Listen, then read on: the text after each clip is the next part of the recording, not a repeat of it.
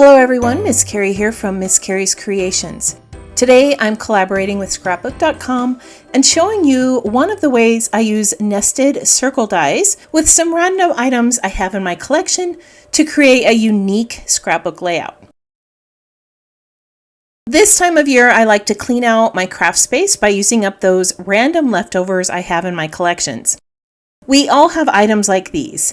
Die cuts, stickers, and ephemera bits that remain after we use most of the items on a project. When I gather items like these for a page, I always use my photo as a reference. This is a great picture of our daughter, and I just love all of the patterns in that background. I'm going to start by choosing 3 main colors from this photo that I want to use. I'm going to use some blue-green, a little bit of pink, and some yellow on my page. So I've gathered some pieces that I'm going to use on the layout.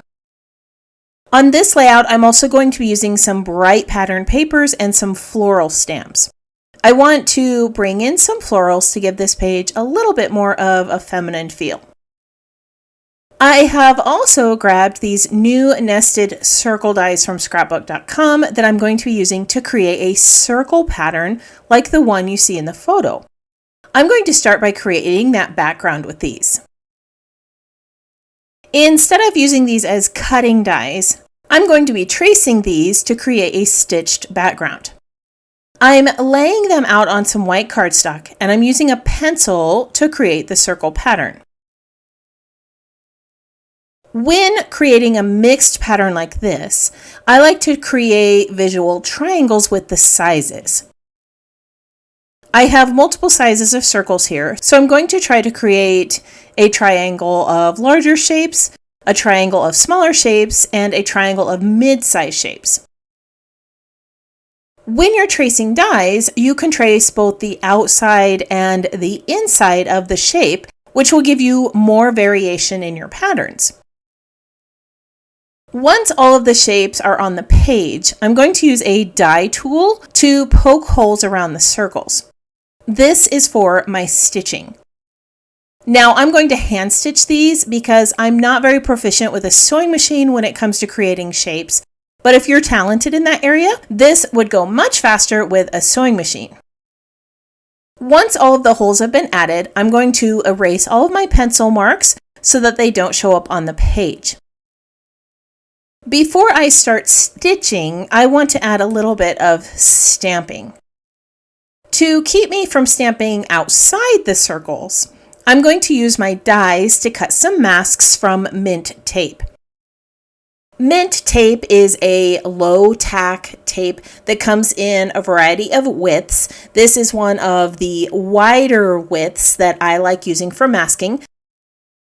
Now, some of my masks are not going to fit exactly because I did trace the inside and outside of my circles, but I can move these shapes around as I stamp. I'm going to start with some simple flowers in this circle over here on the right.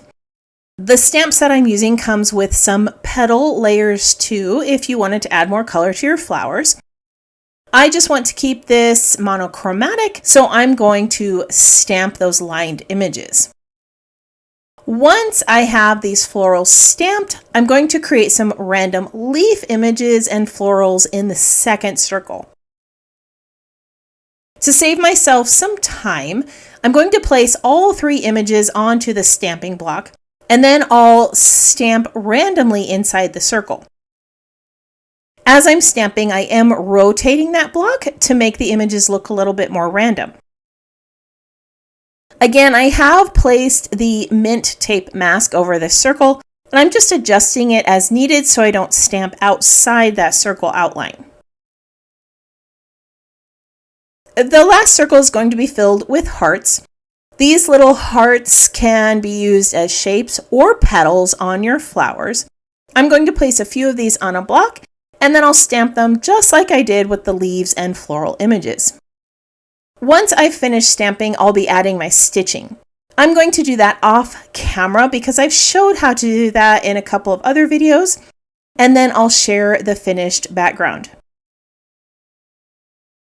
I used various blue embroidery floss colors to create these circles, And I trimmed down my white cardstock about 3/4 of an inch so that I could create a border around the edge with some cardstock or pattern paper. The colors I chose for the floss match the colors that are on that photo, but I did keep it more monochromatic and stuck with blues and blue-greens. The photo has been backed in some blue and pink pattern papers, and I'm going to tuck this off to the right, and then I'm adding a title in the upper left corner. This is a really bold piece, so I want to make sure this is in place before I add my other elements. Below that word snapshot, I'm going to add the word beautiful.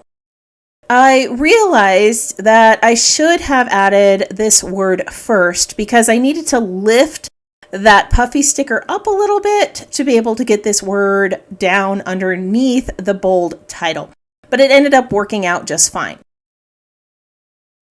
Now that the title's in place, I'm going to start creating 3 clusters of embellishments on the page. In each of these clusters, I'm adding the same colors of elements. I'm going to start off with a multicolor foam sticker at the base of the page that says smile. And I'm going to add a little green-blue sentiment below it and a pink flower. Off to the left, I added a little floral book, and I'll add more to this in a moment. To the right of the photo, I brought in some more of that blue-green color with a little frame that has a gold embossed sentiment. This was cut down so that I could tuck it underneath the photo. The florals I'm using were cut from sherbet pattern paper, and they're going to be layered around 2 of the corners. I don't have many bright embellishments in my collection, so instead of going out and purchasing some florals, I just cut these from the pattern paper I owned. If you're not a fan of fussy cutting, you could use floral stickers, dies, die cuts, or other florals you might have in your collection. It did take me a few moments to get all of these in place, but you can see here that it's really starting to come together, and I love the way this looks.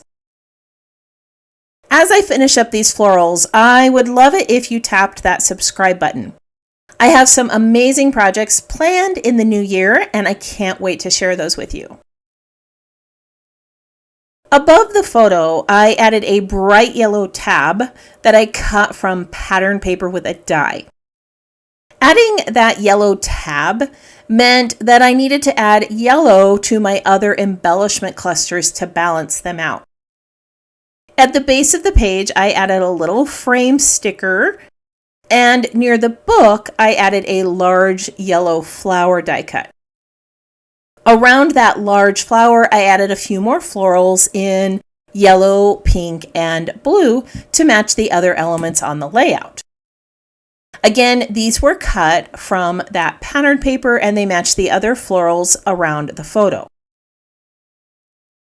I selected that black sticker title because she's wearing black in the photo. Now, I wanted to bring a little bit more of that to the page, so I decided to add a few little sentiments. Not only are these forming a nice visual triangle with the title, they also contrast well with the bright colors on the page. At this point, I accidentally shut off my camera, so I'm going to explain the last little pieces I added. I have gone ahead and placed this down onto some pattern paper. This is a blue-green color that really pulls out that hue in the photo and matches the other elements I've got on the page. I also realized that the only gold on the page was that embossed sentiment next to the photo, and I wanted some more of that gold on this layout. So I added an arrow next to the title and a couple of little heart stickers. I also added a floral charm with a little ribbon bow. The green color on the charm is a pretty predominant color on the page, so I decided to use the rest of that frame that I had cut down near the photo, and I placed that piece near the title. This emphasizes the sentiment more and finishes off the top of that page. To fill in the rest of the space, I added some pink acrylic hearts, pink enamel dots, and blue enamel dots. These brought in more of those colors that I wanted to add and created some flow throughout the layout. Using the nested circle dies to create a stitched background is just another way that you can use something you have in your collection. If you're not a fan of stitching, you could always recreate this look with a pen or cut out the circles from pattern paper or cardstock. I like how I was able to use up quite a few random bits of ephemera that I had in my collection and create a unique page with some bright colors and floral pieces. If you're one who likes to pin photos to inspiration boards, I have added more still shots of this project in my scrapbook.com gallery and on my website for you to use.